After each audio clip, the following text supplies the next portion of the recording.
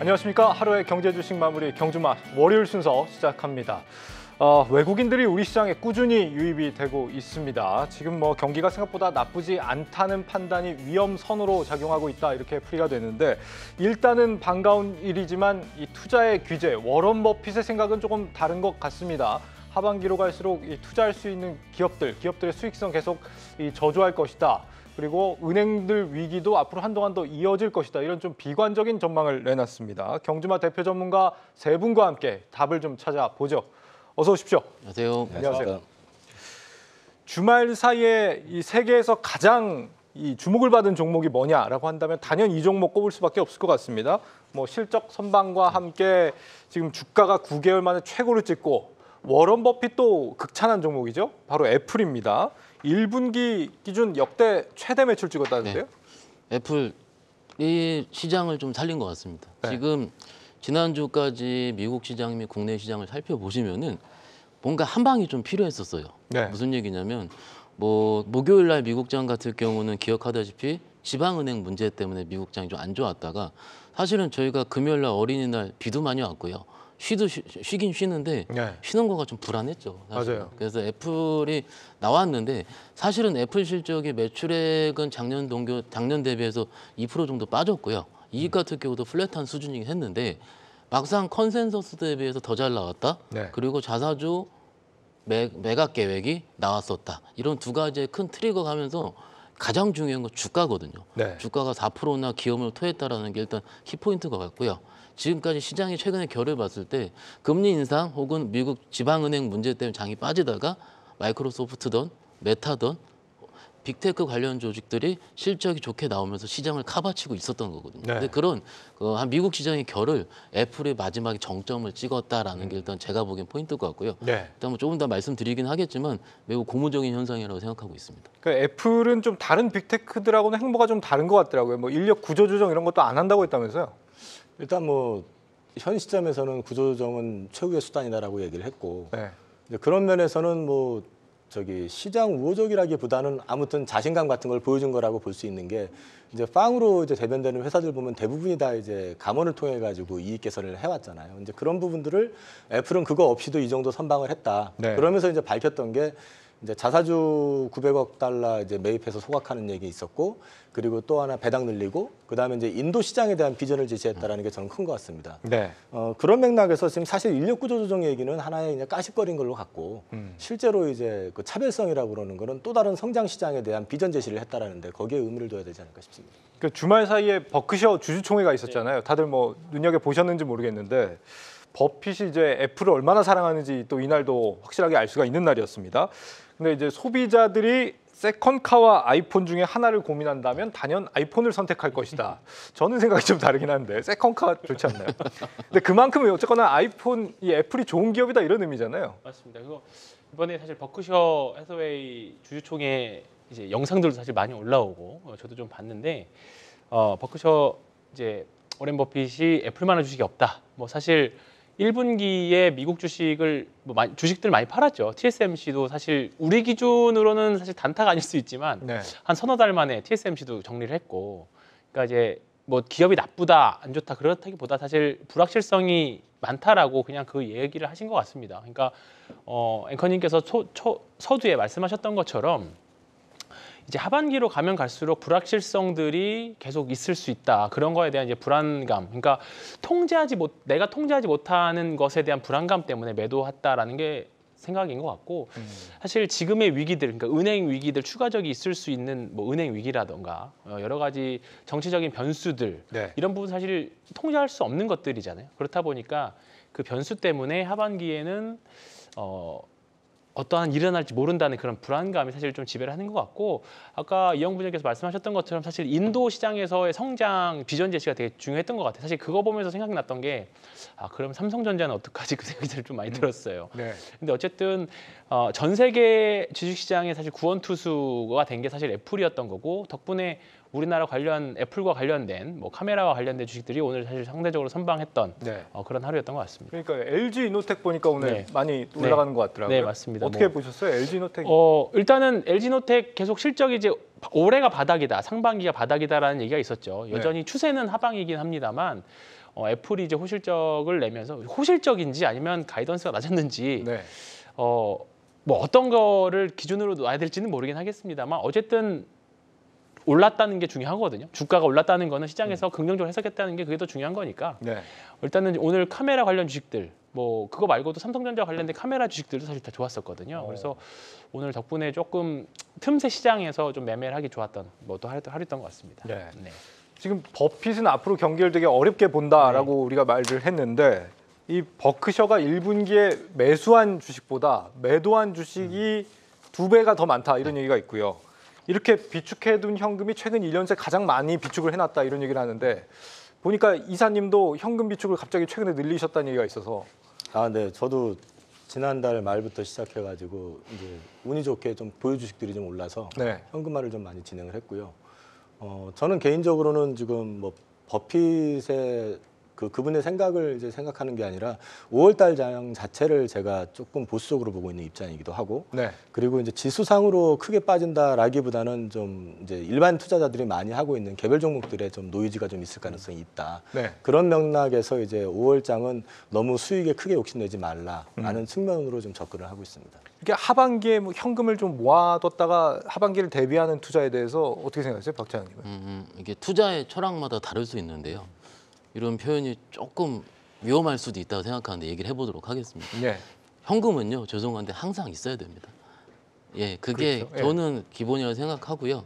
지금 뭐 제 개인적인 매매를 얘기하기 앞서서 개인 투자자 분들께서 최근에 시장이 2,513포인트 저점대에서 많이 올랐거든요. 네. 근데 제가 현장에서 호흡할 때 가장 많이 듣는 얘기는요. 내가 산 주식이 많이 빠졌는데 현금 있으면 살 수 있다라고 얘기를 하세요. 근데 현금이 없어요. 신용을 해서 혹은 다른 종목을 사서 그 다른 종목을 산 종목이 올랐다가 또 빠졌거든요. 그러면은 기본적으로 30%는 뭐 다 기간은 모르겠습니다. 기간은 이게 유니버스가 있고 자체 룰이 있기 때문에 그 룰에 맞춰서 하긴 해야겠지만 네. 개인 투자자분들은 현금 30% 이상은 개인적으로는 항상 있어야 된다라고 생각을 하고 있고요. 하반기에 뭐 경기 침체 이슈부터 시작해서 이번 주에 CPI도 발표를 하고 네. 계속 여러 가지 매크로 이슈가 있는데 죄송한 얘기지만 항상 그런 매크로 이슈는 있어 왔고요. 네. 지금 시장 자체도 그러한 결로 흘러가고 있습니다. 그래서 조금은 우리 투자자분들께서 많이 올랐을 때 현금 보유, 빠졌을 때 뭐 주식을 더 산다 이런 표현보다는 내가 잘 알고 있는 종목을 언제 위에서 파느냐 그 연습하는 게 지금 시장이 좀 더 맞다라고 생각하고 있습니다. 네. 30%를 보유해야 돼요, 현금을? 30% 저는 이상이라고 생각합니다. 그 이상을. 알겠습니다. 근데 그러면서 지금 버크셔 같은 경우는 자사주를 5조 8천억 원이나 매수를 했다. 이거 이제 주주환원에 굉장히 진심이다 이렇게 봐야 되는 건가요? 좋게 보면 그렇고요. 또 네. 나쁘게 얘기하면 그만큼 시장에 살 주식이 없다라는 얘기가 될 수 있는 거죠. 그만큼 이제 버핏님이 지금 그 시장을 조금 네거티브하게 경계하면서 보고 있다는 말씀이고, 이제 그 안에서 우리가 이제 팁을 좀 찾아야 된다고 하면은 지금 버핏이 최근에 산 주식이 이제 미국 주식에서는 옥시덴탈 같은 주식을 더 늘렸던 것 같고 지분을. 네. 그다음에 이제 일본 주식을 지금 계속 사고 있는데 특히 일본의 상사 쪽을 사고 있다고 그러잖아요. 그러면 버핏은 지금 철저하게 미국의 어떤 정책에 따라서 거기에 대응을 해가지고 좀 움직이고 있다고 볼 수도 있거든요. 일본 상사를 산다는 얘기는 이제 원자재와 관련돼 있는 것들을 사고 있다는 얘기로 볼 수도 있어요. 그 얘기는 미국하고 중국하고 완전히 갈라서는 이제 양극화로 이제 글로벌 정세가 이제 정치 경제적으로 나갈 가능성이 높다라는 걸 갖다 전제로 하고 있기 때문에 네. 거기서 우리는 또 다른 어떤 팁을 좀 찾아볼 필요도 있지 않을까 싶습니다. 그 일본의 상사가 이번에 사상 최대 실적 나왔다면서요. 5곳 중에 한 곳이. 와, 정말 해안이 대단하다 이런 생각이 들긴 하더라고요. 버핏은 지금 기업들 전망을 굉장히 어둡게 보고 있긴 하지만 미국의 지금 경기 상황을 보면 뜻밖에도 굉장히 좀 좋다 이런 생각이 들거든요. 오늘 우리 시장에 외국인들이 대거 들어온 이유도 사실 그렇다라고 보여지는데 미국 4월 신규 고용 크게 늘었더라고요. 고용이 늘었다기보다 예상치보다 예상치보다. 늘었고요. 예, 네. 예상치보다 사실 좋게 나왔고 사실 올해는 이제 사실 금리에 대한 변동보다 고용에 대한 변동이 아마 올해는 주식시장을 아마 계속 흔들 거라고 보고 있습니다. 그러니까 금리 이제 다들 아시잖아요. 금리 인상이 이제 거의 마지막에 왔다는 거는 다 알고 또는 멈췄다는 것도 다 아시는 거고. 다만 이제 여기서 고용이 나빠졌을 경우에 아마 그러면 미국에서 그 경기 침체를 발표하는 기관에서는 이제 그때 가서 경기 침체라는 걸 발표할 수도 있습니다. 네. 그러니까 올해는 결국은 고용인데 이미 고용은 3, 4개월 전부터 계속 하락하고 있어요. 예상치보다 이번에 좋게 나왔을 뿐이지 이제 앞으로가 문제입니다. 앞으로가 지금보다 고용이 꺾어지거나 또는 대량 해고 사태가 나왔을 경우 이제 이런 변수들이 좀 시장의 변동성은 좀 있겠죠. 그래서 사실 뭐 현금 얘기도 우리가 하긴 했지만 지금 현금을 갖고 지금이 바닥 언저리를 통과하고 있는 걸 수도 있습니다. 근데 우리가 예상하지 못하는 무언가 때문에 사실 그렇죠. 예전에 제가 글로벌 운용사 그 설명회를 갔었을 때 그분이 정확한 무언가를 하진 않았어요. 다만 항상 고금리일 때 뭔가 하나 항상 터졌었다. 예. 근데 이제 그게 사실 올해 1월 달부터 뭔가 이제 미국의 중소은행들이 터지기 시작한 거죠. 네. 근데 이제 우리가 모르는 뭔가가 또 하반기에 터질까 봐. 사실 우리가 예전에 2008년도 그때 저도 굉장히 어렸을 때지만 그때만 해도 서브프라임 얘기 들었을 때 이게 뭐지였었어요.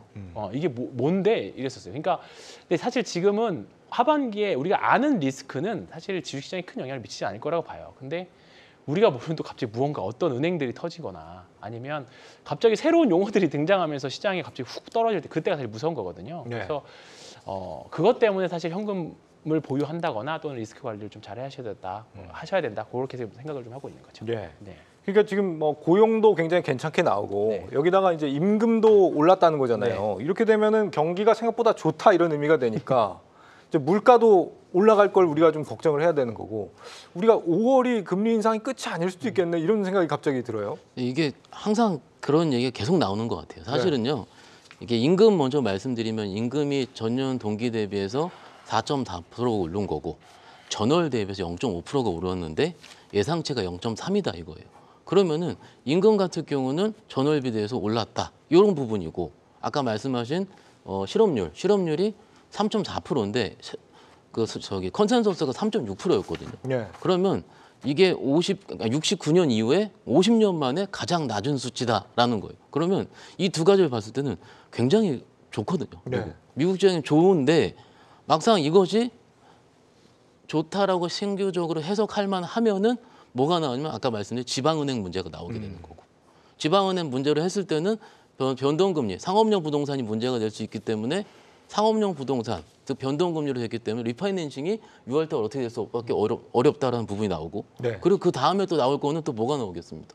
이게 항상 또 나온 그 다음에는 지방은행, 리파이낸싱, 그 다음엔 또 부채 한도. 이게 지금 항상 그 연결고리로 나오는 중이거든요. 네. 근데 막상 부채 한도 같은 경우 좀 더 말씀드리면 옐런 장관님께서 7월 달이었다가 그게 6월 1일로 땡겨진 게 막상 한 2주, 일주일밖에 안 된 상황이거든요. 그러면 그러함에도 불구하고 시장이 애플의 실적에 환호했다라는 것 자체가 첫 번째로 굉장히 저는 중요하다고 생각을 하고요. 네. 근데 이런 시장 자체가 저는 계속 가지는 어려울 것 같습니다. 계속 올라가기 어려울 것 같고 네. 갈만하면 떨어지고 일종의 박스권 흐름이 될 가능성이 크다라고 생각을 하고요.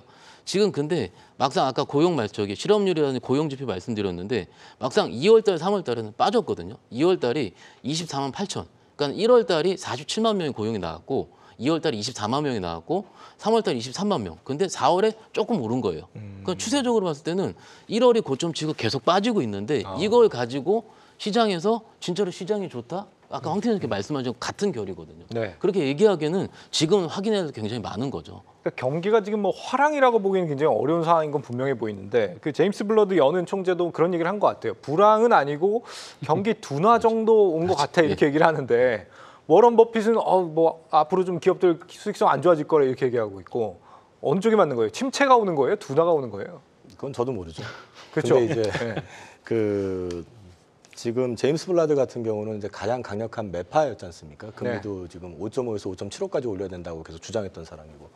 근데 지금 이제 SVB 사태라든지 이런 이제 지역은행들이 파산을 하면서 어떤 신용경색 현상 이런 것들이 일부에서 나타나니까 당장에 지금 자기도 뭐 25% 0.25 BP 올리는데 동의했고 상당수가 다 동의했다라고 얘기한 걸 보면은 연준 자체는 지금은 이제 또 시장의 리스크를 조금 제어해줄 역할을 지금 하고 있는 거라고 보고 있거든요. 그러니까 그분의 말을 액면대로 믿기보다는 그분들의 연준의 희망사항을 그대로 얘기한 거라고 저는 생각을 합니다. 이게 이제 그 저성장에 그다음에 이제 완화된 그 고용 지표 같은 경우도 지금 이제 이번 달은 뭐 예상보다 많이 나왔다고 하지만 이 앞에 두 달 꽤 이제 축소가 되면서 그 심리를 좀 약간 누그러뜨린 것도 있고 또 한 가지 이제 물가가 둔화되게 되니까 결국은 이 고용이 유지가 되니까 이른바 이제 그 소위 말해서 이제 경기 침체 이런 거가 될 가능성이 많이 제한되는 거 아니냐라는 기대감 때문에 또 올랐다라고 해석을 하는 거거든요. 그러니까 뭐 제임스 블러드 같은 경우는 이제 희망상을 얘기한 거고 시장은 이제 보고 싶은 것만 지금 보고 있는 그런 상황 아닌가 싶습니다. 네. 지금 내일 백악관에서 긴급 회동이 있다 그러더라고요. 그 바이든 대통령하고 연방 상하의원 지도부. 근데 별로 뭐 이렇게 소득은 없을 것이다 이런 얘기도 있는 것 같고 이런 일들이 앞으로 계속 있을 거고 내일도 당장 있을 건데 어떻게 예상하세요? 여기에 따라서 뭐 장이 뭐 움직이거나 이런 게 있을까요? 근데 뭐 그렇게 보기에는 사실 뭐 미국 지수 움직이는 것도 그렇고 종목들 움직이는 것도 그렇고 뭔가 그런 리스크가 있으면 뭔가 쏟아지는 느낌이 있어야 되잖아요. 네. 종목들이. 근데 사실 그러지 않거든요. 그러니까 실적 잘 나온 종목들은 올라가고 안 좋은 뉴스나 안 좋은 실적을 내는 주식들은 좀 빠지고 물론 이 변동성이 좀 많이 크게 벌어졌습니다. 그러니까 되는 주식 쪽에 확 쏠리고 안 되는 주식 쪽에 확 쏟아지고 약간 그런 게 좀 심해졌지 지수는 사실 좀 평온하잖아요. 사실 지수는 오늘 사실 외국인들이 뭐 이번 주 옵션 만기 때문에 그런지는 몰라도 네. 거의 9천원 가깝게 또 매수는 들어왔거든요. 그러니까 2주 전만 해도 거의 1조 넘게 또 쑥 빠져나가는 느낌이 있었어요. 그래서 아 이제 지수 부러지나 보나라고 파생하시는 분들이 또 그렇게 예상하실 수 있는데 또 막상 또 그때 또 좀 지나고 나니까 또 바로 순매수 딱 들어오고 지금 그런 거거든요. 그러니까 외국인들도 지금 사실 방향 갈피를 잡기가 사실 좀 어려운 구간인 거죠. 소위 말해서 비추세 장세, 그러니까 횡보 장세인데 그 변동성 장세라고 표현하는 게 좋을 것 같아요. 그러니까 앞서 말씀하셨던 주식시장을 위협하는 그런 요인들을 한번 데칼코마니처럼 잘 생각을 해보면 네. 2021년 5월부터는 좋은 뉴스만 또 가득했었어요. 다 수출 늘어나고 뭐 기업 실적도 최고 좋아지고 장밋빛 전망들만 쫙 나왔었죠. 근데 또 지금은 보면 또 반대잖아요. 네. 그러니까 주식시장이라는 게 항상 그 손절한 사람들의 사실 피를 먹고 올라간다는 그런 표현이 있잖아요. 이제 그런 것처럼 템플턴 경이 했던 이야기입니다. 그 시체가 이제 우리 내 계좌일지라도 근데 이제 딱 지금 저는 그런 시기인 것 같아요. 결국은 지금은 그래서 현금의 중요성도 얘기하는 게 지금 일단 버티시는 게 일단 1번인 것 같고 네. 물론 그 버티는 주식들이 그래도 조금 주도주까지는 아니더라도 실적을 내는 기업들이라고 하면 언제든 사이클 타서 올라갈 수 있습니다. 근데 가지고 있는 주식이 말 그대로 너무 개별주거나 너무 실적이 계속 부러지는 종목들이라고 하면 시장에서 선택받지 못할 가능성이 높습니다. 그래서 어차피 지금 시장에서는 지금 테마별 또는 섹터별로 계속 순환매는 돌아가니까 거기서의 좀 리밸런싱하는 과정들이 좀 필요하지 않을까 생각해요. 그래서 저는 앞서 말씀하셨던 그런 변수들 당연히 시장은 저는 그래서 5월달 제일 싫어해요. 5월달은 항상 세일인 메이라는 통계가 있잖아요. 네. 그래서 5월 둘째 주까지만 좀 조심하자. 대신에 9월달은 또 좋거든요. 그러니까 이 5월만 잘 견디면 6, 7, 8월 정도는 사실 해볼 만합니다. 그러니까 제 경험상으로 5월이랑 10월은 항상 안 좋았고 네. 그 외에 날은 그래도 해볼 만했거든요. 그러니까 5월 둘째 주가 이번 주까지니까 잘 버티시고 또는 리밸런싱 잘 하시면 또 좋은 날은 또 좋은 날이라기보다는 그래도 좀 해볼 만한 시기는 또 올 거라고 생각하고 있습니다. 네. 네. 예전에 그 이창환 부장님은 네. 5월에 항상 자기는 버셨다 그러던데 여기는 5월에 막 많이 버신 분들은 안 계세요? 안 계신 것 같아요. 종목에 따라 다르겠죠, 섹터나. 뭐 이제 시작한 지 얼마 안 됐으니까요. 끝나 봐야지 알죠. 네. 네. 알겠습니다. 지금 뭐 미국이 이제 경기 침체가 오냐 안 오냐 이걸로 의견들이 좀 이렇게 갈린다라고 한다면은 중국도 요즘 좀 분주한 것 같습니다. 중국은 지금 금을 사 모으고 있다 이런 얘기가 있네요. 일단 중국이 금을 사 모은 지는 제가 자료를 보니까는 이미 2007년도 8년도 이후부터 네. 지속적으로 금을 사 모으고 있었고요. 네. 근데 막상 그 그래프가 제가 준비는 안 했지만은 이렇게 하다 올랐다가 옆으로 계단식으로 사고 있어요. 근데 그게 왜 그런지 살펴봤더니 발표한 순간이 6개월이든 1년이든 네. 중국 측 정부 발표에 의지하기 때문에 그것이 추세적으로 꾸준하게 우상향이 아니고 계단식으로 올라가게 되거든요. 그럼 막상 보면은 이전부터 매수를 해오고 있었다라는 거고, 그거 그럼 중국이 매수하는 이유가 뭘까라고 생각을 하는 거죠. 네. 얼마 전에 발표한 자료도 그렇고 실질적으로 신흥국부터 계속 사오고 있었는데 일단 그것이 일부는 위안화 기축 통화를 위한 일종의 중국 정부의 포석이 될 수도 있다라고 생각을 하고요. 네. 하지만 아직은 글로벌 경제 상황상 뭐 대만과의 관계도 있고요. 기타 여러 관계들 때문에 위안화에 대한 기축에 대한 부분을 전세 인정을 하지 않는다. 그렇지만은 중간에 어느 정도 인정을 하려면 금 정도는 일단 일부 어느 정도 인용하지 않겠느냐라는 부분도 중국이 살 수 있는 의지가 될 수 물론 다른 요소 경기 침체라든지 혹은 뭐 은행 뱅크런 사태라든지 여러 가지 우리가 일반적으로 할 수 있는 부분은 충분히 있다 보는데 네. 국제적으로 정세를 확대하고 있는 중국 입장에 봤을 때는 금 보유량을 늘리는 것 추세 자체는 일단 지금 정도에서 조금은 유효하지 않을까라고 생각하고 있습니다. 왜 늘리는 거라고요? 위안화를 뭐 하기 위해서? 금을? 그러니까는 글로벌리 크게 했을 때는 기축 통화를 하기 위해서 네. 좀 어려울 수 있잖아요. 네. 그렇지만은 금 같은 경우는 우리 작년에 이제 우크라이나 전쟁 사태 나왔을 때도 일단 러시아가 이게 지금 관계 유지를 위해서 결제를 위해서 금을 통해서 일부 할 수 있다는 사례도 있긴 있거든. 네. 그러니까 막상 금을 이용해서 기축 통화를 좀 조금씩은 그들의 세력을 좀 늘린다 이렇게 보는 게 어느 정도 합당하지 않을까 싶습니다. 그 중국도 이렇게 늘리고 있는데 다른 나라 중앙은행들도 열심히 금 모으기 하는 중인 것 같더라고요. 네, 맞습니다. 지금 특히나 이제 인도라든지 심지어 러시아까지도 그렇고 터키도 마찬가지고 이 제3국이라고 이제 일컬어지는 쪽에서 특히 금을 많이 모으고 있는데 방금 이제 박 차장님 말씀하신 그 내용도 동의를 하고요. 네. 근데 이제 그 부분 외에 추가적으로 봐야 되는 거는 러시아가 이번 러시아 우크라이나 전쟁을 통해 가지고 갖고 있었던 금융자산이 전부 다 동결이 됐잖아요. 네. 그 동결이 되면서부터 특히 인도라든지 터키라든지 이런 쪽에서 금 매입이 되게 많아졌어요. 그 얘기는 뭐냐면은 이제 이 지금 시스템으로 가게 될 경우에 미국하고 어떤 트러블이 생기거나 문제가 발생이 되면 바로 동결을 시켜버리게 되면 자기 금융자산들이 다 묶여버리는 그런 상황이 될 수가 있잖아요. 특히 뭐 사우디 같은 이제 아랍 쪽 국가들도 지금 금을 사모으고 있는 상황이기 때문에 이런 부분들은 이제 앞으로 좀 이번에 그 러시아 우크라이나 전쟁을 통해 가지고 금융자산 동결한 게 그 이제 후폭풍 비슷하게 금에 대한 수요는 앞으로도 좀 꾸준히 있지 않을까 그런 생각을 하고 있습니다. 네. 한편으로 이제 달러 패권이 상실되면서 거기서 네. 오는 걸 수도 있겠다 이런 생각도 들고요. 한국은행은 그런 데는 10년 동안 한 번도 금을 안 샀다 그러던데 이사님. 투자를 네. 했었는데 한 번도 안 샀는지 이제 모르겠지만 거의 안 샀다 그러더라고요. 지난번에 이제 고점에서 사가지고 네. 이제 거의 한 30% 이상 빠졌었죠 금값이. 그 언론도 그렇고 뭐 욕을 굉장히 많이 먹었잖아요. 네. 투자하고 싶겠습니까 사실? 또 욕 먹을 텐데 가만히 있으면 중간이고. 그거 그 투자 잘했으면 지금 수익이 많이 났을 텐데 말이죠. 뭐 그렇기는 한데 이제 그거를 그 투자자 관점에서 보는 게 아니라 이제 소위 말해서 외환보유고 자체를 이제 관리를 해야 되는 입장에서 본다 그러면은 이제 생각하는 부분이 좀 많겠죠. 그러니까 우리가 뭐 그걸 가지고 잘했다 못했다 평가하는 거는 좀 한계가 있을 것 같습니다. 예. 근데 여기서 이제 제일 어려운 질문, 황 팀장님. 네. 우리는 금을 지금 사야 되나 말아야 되나 이게 좀 궁금해요. 지금 단계적으로 봤을 때는 굉장히 그렇죠? 갑자기 확 치고 올라왔는데 더 상승할까요? 근데 지금 저 같은 경우는 제가 있는 지점이 이제 PB 센터인데요. 네. 이제 금 매수하시는 분은 확실히 좀 줄어든 것 같기는 해요. 그래요. 네, 확실히 이제 조금 여기서 올라봤자 얼마나 올라갈까? 또는 이제 금을 사는 방법이 몇 가지 있잖아요. 이제 금 말 그대로 골드바를 사는 방법이 있는 반면 KRX 금거래소에서 마치 주식처럼 매매하실 수 있는 방법도 있습니다.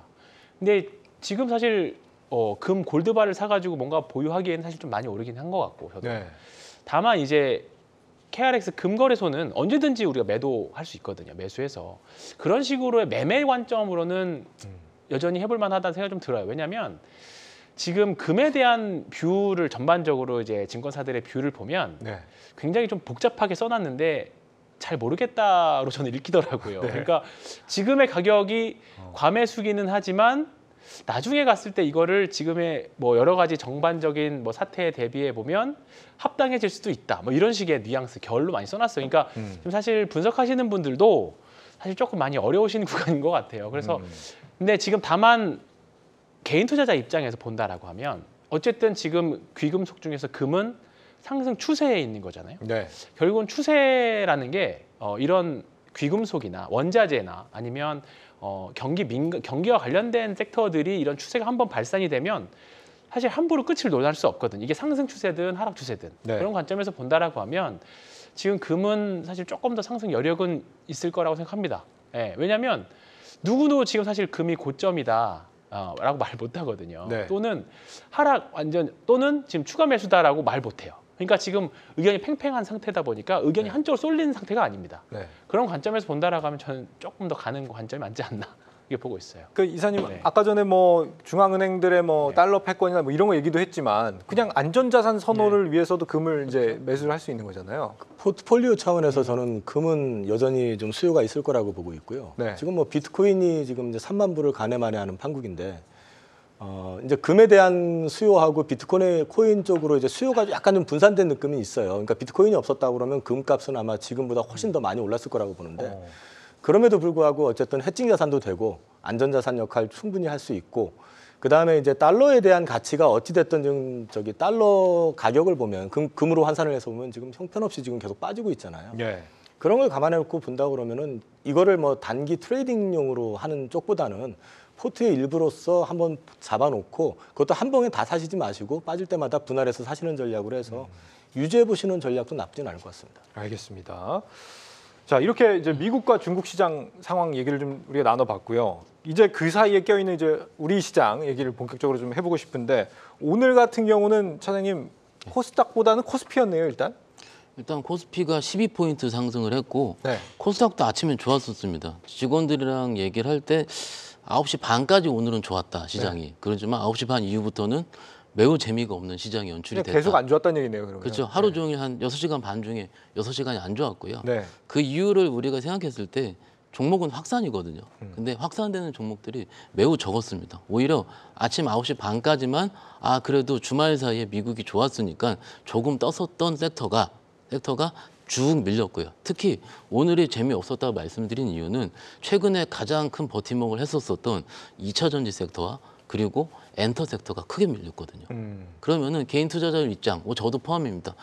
실질적으로 시장이 굉장히 좀 해볼 만하다고 느낄 때는 아시다시피 주도주가 살아 있어야 되거든요. 그런데 한 주도주 역할을 했었던 섹터 두 가지가 무너졌기 때문에 사실은 오늘 시장을 보면서 오늘 저기 약간 우스갯소리 이런 얘기 하셨을 거예요.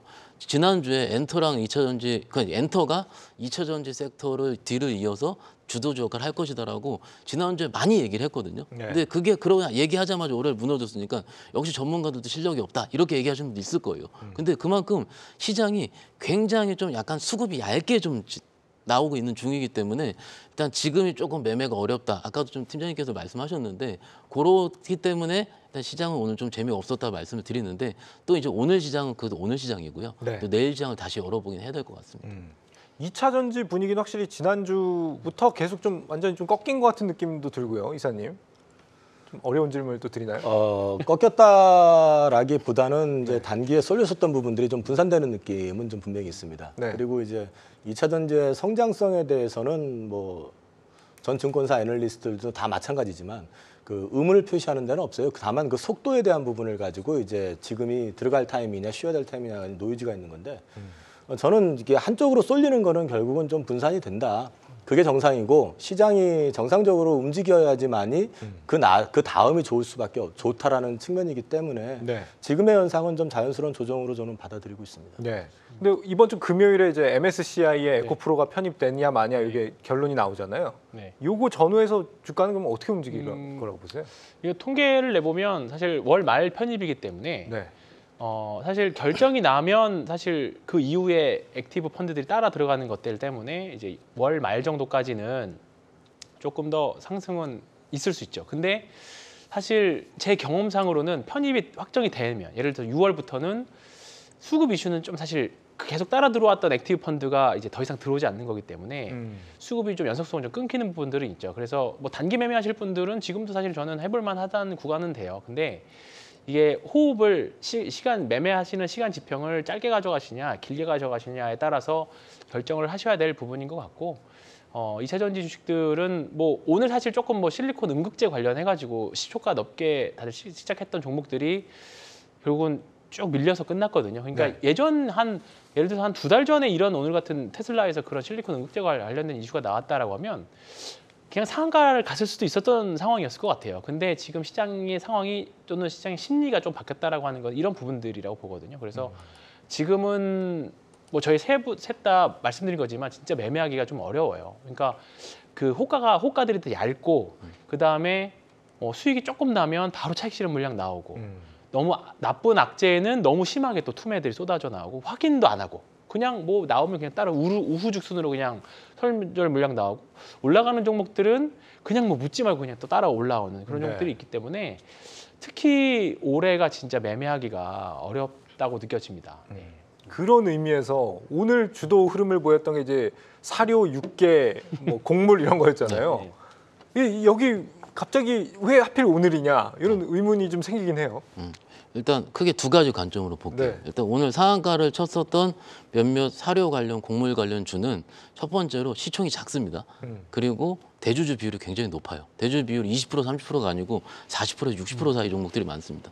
그러면은 생각보다 제 기억에 사료 관련주들은 사료 관련주가 추세적으로 올랐을 때는 작년에 전쟁 이후에 곡물 가격 급등이 있고 러시아, 우크라이나에서 막았을 때 그때가 한 2주 정도 추세적으로 올라갔고요. 네. 그 이후에는 추세적으로 올라간 적이 거의 없습니다. 그리고 이런 종목들이 제대로 워킹하고 제대로 움직일 때는 기본적으로 우리가 삼양사 얘기하면은 품절주라 얘기를 많이 하고요. 품절주가 움직일 때는 장이 안 좋을 때 움직인다라고 매매하는 사람들은 그냥 그렇게 약간의 공식처럼 암기가 되어 있습니다. 그러면은 이런 시장에서 그런 종목들이 상한가 치고 20% 이상 급등이 나왔던 것 같은 경우는 아까 팀장님께서 말씀하신 대로 시장이 오늘 오후 들어 좀 어려운 분위기로 있었고 주도주가 굉장히 차익 실현 분위기 있었다는 부분 때문에 매매를 하셨던 분들 같은 경우는 그쪽으로 일단 내가 단기 차익 거래를 목적으로 들어갔다라는 게 시장에서 맞을 것 같고요. 네. 일단 뭐 푸드플레이션일 수도 있고요. 그럴 수가 있지만은 네. 일단 이게 지금 상한가거든요. 종목들이. 그러면은 이것을 내가 지금 또 쫓아가느냐 마느냐의 판단은 저는 조금 천천히 보는 게 어떨까라고 저는 개인적으로 생각하고 있습니다. 그러니까 오늘 이렇게 주도 흐름이 됐다고 이 흐름이 앞으로 쭉 이어질지 아닐지에 대한 판단이 지금 두 분 다 어렵다 이렇게 말씀을 하고 계신 거란 말이죠. 그런데 이게 생각을 해볼게요. 지금 우리가 예전에 소위 이런 종목들, 소위 품절주들을 매매를 했었던 이유는요. 오늘 상한가를 가면 내일도 올랐기 때문에 오늘 소위 상따라는 걸 해서 쫓아잡았었거든요. 네. 근데 최근에 매매하시면 좀 기억하실 거예요. 오늘 상한가 다 쳤던 종목들이 그 다음날 6% 개파락하는 경우 굉장히 많습니다. 그러면은 그것들을 그래서 시간으로도 빠진 종목도 굉장히 많고요. 그러면 이것을 어떤 식으로 생각할까예요. 막상 내가 논리적으로 원리적으로 그런 식으로 에그플레이션일 수 있다라든지 여러 가지 부분 때문에 내가 매수를 했던 경우지만 실질적으로 상한가 있는 종목들이 내가 10%씩 왔다 갔다 하면은요 이게 들고 있기 굉장히 어렵거든요. 네. 그래서 보유자의 영역이라고 얘기할 수 있습니다. 근데 그것도요 보유자의 영역보다는요 내가 얼마큼 변동성을 견딜 수 있는지, 그러니까 나의 변동성을 견딜 수 있는가, 그걸 먼저 개인적인 성향을 보는 게 맞다라고 생각하고 있습니다. 정말 이 투자하는 그 실전가들의 입장에서 이런 말씀을 해주신 건데, 그러나 이제 투자하는 저의 입장에서 봤을 때는 어쨌거나 이 에그플레이션이라는 게 심각해 보이긴 하거든요. 정말로 지금 슈가플레이션이라는 이슈가 또 나온다고 하잖아요. 설탕값이 11년 6개월 만에 최고치 찍었다고 그러던데. 슈가플레이션 관련해 가지고는 제가 연초부터 좀 몇 번 말씀을 드린 바가 있어요. 네. 올해 지금 곡물 가격 중에서 이 설탕 쪽은 좀 심각할 수 있다. 근데 이제 그 나머지를 놓고 보면은 아직은 조금은 퀘스천으로 봐야 되는 게 곡물이 지금 우크라이나 그쪽 이제 수출 창구 막힌 것 때문에 그런 거잖아요. 지금 네. 협상하고 있다고. 근데 이제 곡물의 3대 곡창지대가 그 미국 중부 쪽하고요. 그다음에 남미 쪽이잖아요. 근데 남미 쪽하고 미국 중부 쪽 같은 경우는 지난번에 가뭄이 해갈될 정도로 비가 충분히 내려가지고 오히려 작황이 좋아질 수 있다라는 기사도 나왔거든요. 네. 그러니까 지금 우크라이나 그 항구 봉쇄 이슈 때문에 일단 곡물 올라가는 거는 다분히 센티적인 측면이 강하고, 물론 올해 또 이상 뭐 기온 때문에 라니냐라고 하던가 뭐 그게 네. 나온다고 하던데. 이제 그러니까 그게 라니냐에서 엘니뇨로 바뀔 때 이제 뭐 가뭄, 네. 폭염, 홍수, 폭염하고 홍수가 막 엄청나게 오는데 올해가 딱 그럴 때다. 역대급으로 온다 그러더라고요. 그게 지금 어떤 변수로 작용할지는 지금 당장 예단하기는 조금 이르고, 지금 당장에는 일단 센티적인 측면이 좀 더 강해 보이고요. 그리고 이게 이제 저는 좀 조심스러운 게, 저도 예전에 작년에도 그런 얘기를 했었는데 곡물 가격 급등하고 나면 자연스럽게 가격을 올리게 되면 음식료의 빅사이클이 나올 수 있다라고 저도 봤었거든요. 네. 근데 요즘은 그 부분을 말씀을 안 드리는 게, 지금 그 2008년, 2007년에서 8년 그 사이에 그런 적이 좀 있었는데, 그리고 2011년부터 15년까지 한번 가격 급등한 적이 있었는데, 이게 그때만 하더라도 저물가 시대였고요. 이 부분에 대해서 크게 터치를 안 하던 시대인데 네. 지금은 고물가치 되고 이제 이 물가를 잡으려고 지금 각국 중앙은행들이 혈안이 돼 있는 상황이다 보니까 제가 요즘 들은 생각 중에 하나는 뭐냐면 그 코로나 이후에 유가 급락했다가 급등을 하면서 한번 그런 일이 있었어요. 그 정유회사라든지 이런 쪽이 엄청난 차익이 좀 발생을 하니까 그걸 세금을 매겨가지고 돈을 걷어내겠다라는 얘기들이 우리나라에도 있었고 미국에서도 있었거든요. 네. 약간은 그런 부분 비슷하게 이 가격 통제를 좀 들어가지 않겠나. 결국에는 물가라는 걸 잡으려고 하면은 견딜 수 있을 정도까지만 용인해주고 사실은 그전 같은 경우는 예전에 말씀을 드렸는데 보통 이제 제품 가격 올릴 때 보면은 가격을 바로 안 올리고 용량을 뭐 100g짜리 80g으로 줄여놓고 이제 가스만 빵빵하게 채워놓은 상태에서 팔다가 이래도 안 될 것 같은데 하면서 이제 가격을 올려가지고 나중에 곡물 가격 떨어지면 엄청난 수익을 나게끔 하는 게 보통 음식료 업체들의 패턴이었었는데 네. 이번은 그건 좀 쉽지 않을 수도 있다. 그래서 저는 이 부분에 대해서는 투자하고 직접 연결시키는 거는 조금 더 지켜볼 필요가 있지 않을까 싶습니다. 세 분 다 이 사료 곡물 쪽에 대해서는 조금 경계감 어린 그런 말씀들을 해주신 것 같고요. 요즘 주식시장에서 이제 풍토가 많이 달라졌다고 느껴지는 게 한 가지가 있습니다. 바로 주주환원 관련된 부분입니다. 네이버가 또 오늘 주주환원 계획을 발표를 했는데 3년간 주주환원 계획. 이거 어떻게 보셨어요? 오늘 사실 우리가 네카오를 묶어서 보잖아요. 네이버 카카오. 네. 근데 여기서 많이 갈린 것 같습니다. 뭐 사실 실적에 대한 전망치들은 사실 카카오는 올해 좀 계속 안 좋고 네이버는 이제 올해부터는 좋아진다라는 전망치들이 있었는데 딱 어떻게 보면 그대로 움직이긴 했어요. 근데 거기다가 이제 네이버 같은 경우에는 오늘 급등 나왔던 게 요 자사주, 주주 환원 정책들인 것 같아요. 그러니까 미국 나스닥 시장이 항상 강한 이유는 항상 미국 빅테크 회사들은 일정 부분 계속 다 자사주를 매입을 하잖아요. 소각도 하고. 네. 근데 이제 이런 부분들이 사실 우리나라 주식시장이 선진 금융시장으로 가는 어떻게 보면 이제 초반부였다고 생각합니다. 아직까지는 중진국 같은데 이제 선진국도 아니고 약간 개발도상국도 아니고 중진국 이상 정도 되는 것 같습니다. 근데 이런 부분들이 이제 하나 둘씩 되면 외국인들 투자자들이 우리나라 주식을 매수하기에 아주 좋은 환경이 되지 않을까. 아주 네. 저는 뭐 일반적인 이야기이긴 합니다만 그 말씀 좀 드리고 싶습니다. 그래서 다만 이제 오늘 네이버 카카오를 가지고 계신 분이라고 하면 앞으로 어떤 주식에 물타기를 하든 또는 신규 매수를 할지는 오늘 정해진 것 같아요. 예.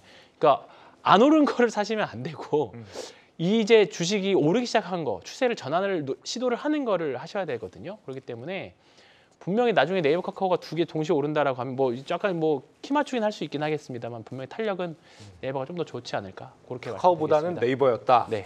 여기 그 주주환원 계획을 보면은 최근 2개년 평균 연결 잉여 현금 흐름의 15에서 30%를 전액 배당하고 3년간 매년 총 발행 주식 수의 1%씩 소각한다 매년. 이게 많은 수준인지 적은 수준인지 잘 가늠이 안 되는데요. 일단 15에서 30% 내에서 2년 평균 현금 흐름의 15에서 30%를 배당을 한다고 하는 거는 기존에는 30%였었는데요. 네. 그거를 지금 이제 좀 어떻게 보면 약간 줄인 측면도 좀 있어요. 대신에 보유하고 있는 자사주를 지금 3% 갖고 있는 거를 매년 1%씩 지금 이제 소각을 시키겠다. 이건 네. 또 새로운 주주 환원책이 될 수도 있고. 그다음에 이제 줄어든 그 배당의 어떤 현금 흐름을 그 비율적으로 줄어든 배당의 현금 흐름은 일단 부채 상환. 작년에 이제 M&A를 좀 크게 한 것도 있었고 했기 때문에 네. 그런 측면에서 봤을 때는 뭐 이게 배당 성향을 줄인 거다, 늘린 거다 이런 차원을 떠나서 회사 쪽에서는 되게 좀 합리적인 판단을 한 거 아닌가 싶습니다. 지금 뭐 북미 중고거래 플랫폼이라고 할 수 있는 이 포시마크 여기가 굉장히 뭐 최근에 매출을 키우는 데 도움이 많이 됐다고 하잖아요. 이번 1분기부터 연결 실적에 이제 반영이 됐잖아요. 그러면서 뭐 어느 정도 이제 어닝에 이번에 보탬이 됐다라는 건 알겠는데 특히 이제 잘 나가는 거는 웹툰 쪽이었습니다. 북미에서 지금 잘 나가고 있는 웹툰. 그런데 오늘 컨퍼런스 콜에서 이 내년에 이 웹툰을 상장할 가능성을 거론을 했더라고요. 근데 보통 상장은 그 네이버 주주들한테 안 좋은 이슈 아닌가요, 그러면? 그러니까 이게 저도 이제 이런 이슈를 얘기를 할 때마다 그때 달라요라고 말씀드릴 수밖에 없는 상황이 조금 안타깝습니다. 그래요? 무슨 달라요? 얘기냐면 네. 기존의 카카오와 네이버랑 비교를 많이 하지 않겠습니까? 네. 카카오 같은 경우는 카카오 엔터부터 시작을 해서 지금까지 진행 중이었는데 진행 중일 때 주가가 빠졌다는 거죠. 그렇지만 네이버 같은 경우는 웹툰이 온 회사에서 웹툰이 떨어지게 나오게 된다면은 거기서 주주 이익을 침해할 수밖에 없는 이유긴 하지만 네. 네이버 웹툰은 이제 성장 중이라는 게 조금 시장은 다른 것 같습니다. 무슨 얘기냐면 북미에서 우리가 기억을 해보시면 북미에서 소위 우리가 만화로 볼 수 있는 그러니까 전자로 볼 수 있는 그 비율이 굉장히 국내 대비 낮다고 하더라고요. 그래서 지금 한국 콘텐츠 수요 같은 경우가 2년 전 대비 굉장히 급증하고 있고요. 네이버 콩콜에서도 마케팅을 하면서 마켓 쉐어를 좀 더 확대를 하기 때문에 네. 일단 이것에 대비해서 지금 내년이든 그게 내후년이 될 수 있습니다. 그렇지만 상장을 할 때 얼만큼 이익에 대해서 평가를 받을지는 지금은 좀 어렵다고 봐요. 근데 개인적인 생각은 미국 시장이 이제 초기에 개화하는 시장이기 때문에 거기서 낼 수 있는 이익의 규모는 지금 평가받는 것보다 내년이 좀 더 클 거라고 생각을 해요. 네. 그러면 내년의 평가 비중이 좀 다를 수가 있기 때문에 일단 지금 그것 때문에 네이버가 안 좋을 수 있다라고 일단 치부하기에는 일단 지금은 시기상조이지 않을까 생각하고 있습니다. 아니 뭐 상장을 실제로 할지 안 할지도 확실하지는 않으니까요. 네. 근데 AI 얘기도 있더라고요. 그러니까 보통 카카오나 네이버 둘 다 AI 얘기를 많이 하는 것 같은데 이 네이버 같은 경우는 AI가 여름 정도에 나온다 이렇게 얘기하는 것 같아요. 하이퍼클로바 X. 네. 이게 수익성에 기여할 만한 이슈인지 궁금해요. 수익성보다는 성장성이지 않을까 싶습니다. 그래서 네. 지난번에도 미국에서도 구글이 AI 공개했다가 한번 좀 망신당한 적이 있었잖아요. 네. 사실 잘 모르겠습니다. 솔직히 이 부분은 나와봐야 알 것 같고 예. 다만 이제 분명히 우리나라도 분명히 IT 쪽에서 강국이기 때문에 분명히 키우기는 하겠죠. 다들 이 새로운 먹거리에 대해서 안 할 이유도 없고 그렇기 때문에 다만 이 부분은 플러스된 부분도 있지만 분명히 나중에 잘못됐을 경우에는 분명히 주가의 흐름을 방해할 수 있는 요인도 되기 때문에 일단 중립적인 요소로만 저는 놓고 싶고 저는 차라리 그냥 이 AI를 하려면 결국 반도체거든요. 사실 우리가 오늘 반도체 얘기를 하나도 안 했어요. 네. 근데 저는 반도체가 결국은 필요할 거라서 반도체 관련 주식들은 뭐 어떤 섹터든 장비 소재 주식들은 충분히 접근해 보셔도 되는 구간에 진입해 있다. 갑자기 AI 하다가 반도체로 왔지만 네. 그 얘기를 좀 하고 싶었습니다. 그러고 보니까 좀 반도체 얘기를 안 한 게 얼마 만인지 모르겠어요. 오늘 반도체 얘기가 없었습니다. 그만큼 우리 시장이 지금 그 세 분도 굉장히 예측하기 어려운 영역, 전문가들도 예측하기 어려운 영역으로 간다. 요건 이제 우리 투자자들도 굉장히 비슷하게 공감하고 있는 부분일 것 같은데 그렇다면 내일과 이번 주 뭘 좀 우리가 주목해서 봐야 되나? 섹터를 좀 하나씩 좀 꼽아주시면 참 좋을 것 같다 이런 생각이 들거든요. 우리 좌장이신 이사님부터 좀 말씀해 주시면. 저는 이제 올해 어쨌든 수주가 지금 많이 쌓여 있는 2차 전지가 굉장히 각광을 받고 있잖아요. 네. 같은 맥락에서 봤을 때 지금 수주에다 고환율에다가 여러 가지 제반 여건이 지금 잘 갖춰져 있는 섹터인데 시장에서 약간 외면되고 있는 건 지금 현재 조선주라고 보고 있거든요. 조선주요? 그래서 조선주 섹터 같은 경우는 올해 한번 관심을 갖고 보셔도 괜찮지 않을까. 지금 조선주에 대한 노이즈의 가장 큰 거는 실적 좋아질 거야라고 얘기하면 항상 빅베스가 나왔어요. 그러면서 맨날 적자, 흑자 전환 한다 놓고 적자. 그게 벌써 몇 년째 지금 계속 그렇게 해왔는데 가장 큰 원인은 뭐 다들 아시다시피 해양 플랜트 관련된 부분이었었잖아요. 네. 근데 이제 마지막 해양 플랜트 그 재고가 다 정리가 된 상태고요. 지금 수주 잔고를 놓고 보면은 과거에 지금 조선주 빅사이클이 있었을 때 보면은 2006년부터 2008년 사이에 수주가 엄청 컸었는데 네. 지금 현재 작년 말 기준으로 2006년도보다 오히려 더 많습니다.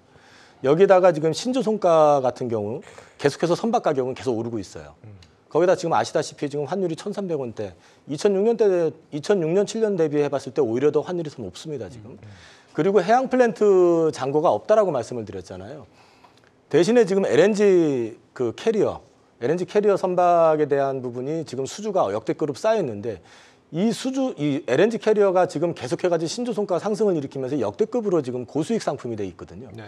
그럼 이것들이 본격적으로 매출로 가세가 되게 되면 과거에 그 해양 플랜트 쪽에서 이제 계속해서 그 로스가 발생이 되면서 쇼크가 났었던 그런 부분이 아니라 이제부터는 이번 1분기 지나면 2분기가 좋아지고 2분기 지나면 3분기가 좋아지는 그런 우호적인 그림들이 계속 나올 가능성이 높다. 그리고 수주도 LNG 캐리어 역시 올해 계속 나올 수 있고 올해 향후 5년간 그 프로젝트 상으로 보면 나올 가능성이 높고 그다음에 탱커하고 상선 쪽 같은 경우도 빅사이클 당시에 발주가 대량으로 나오고 난 다음에 공백기가 있었기 때문에 그 물량들이 이제 20년 설령이 다 되고 있기 때문에 환경 규제하고 맞물려 가지고 올 연말 내년 초부터 또 나올 수 있습니다. 네. 그런 맥락에서 보신다면은 조선주 쪽 같은 경우는 포트에 올해 담아 놓으시면 어떤 시기든 간에 좀 긍정적인 역할을 좀 하지 않을까 싶습니다. 조선주 좋게 보시는데요? 박 차장님 어떻게 평가하세요?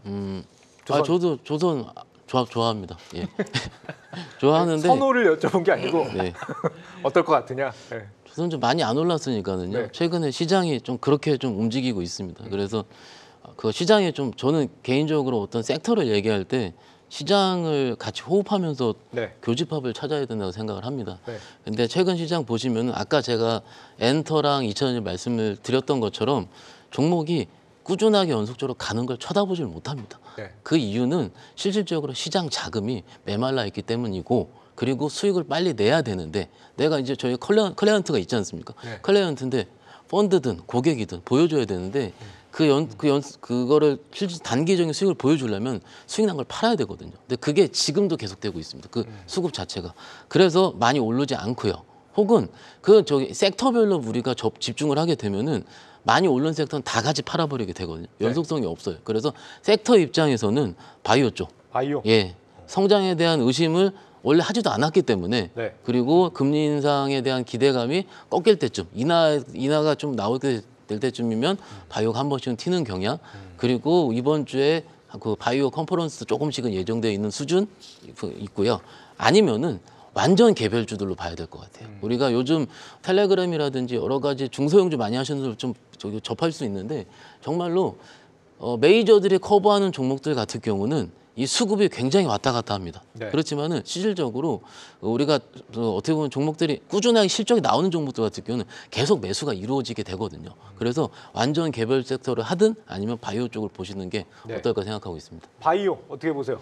바이오는 확실히 저는 사실 작년부터 바이오를 해야 된다라고 해서 좀 고생 좀 했었는데 네.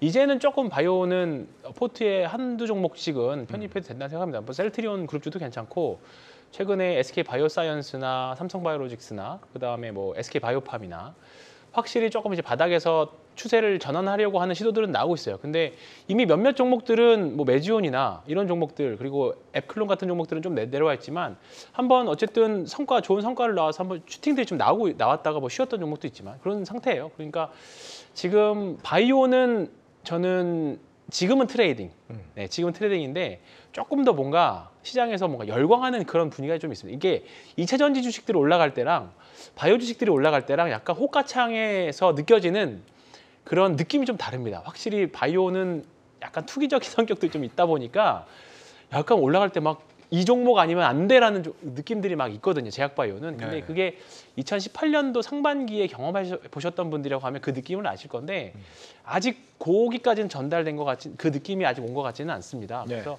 다만 이제 관심을 가질 때는 저도 충분히 됐다. 네, 팀장님 3년 동안 종목 이제 해주셔야 돼요. 팀장님 저요? 섹터. 네. 저는 뭐 계속 말씀드렸던 대로 오늘 다시 풍력 쪽 말씀드리겠습니다. 풍력이요? 예.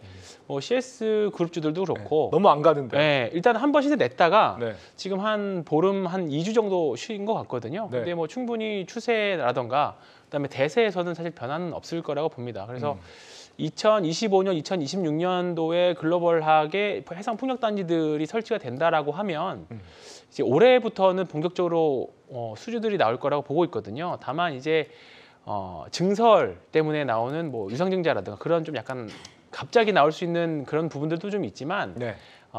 방향성은 맞다라고 봐요. 그래서 큰 틀에서는 태양광이 더 신재생 쪽에서는 성장 규모는 더 큽니다.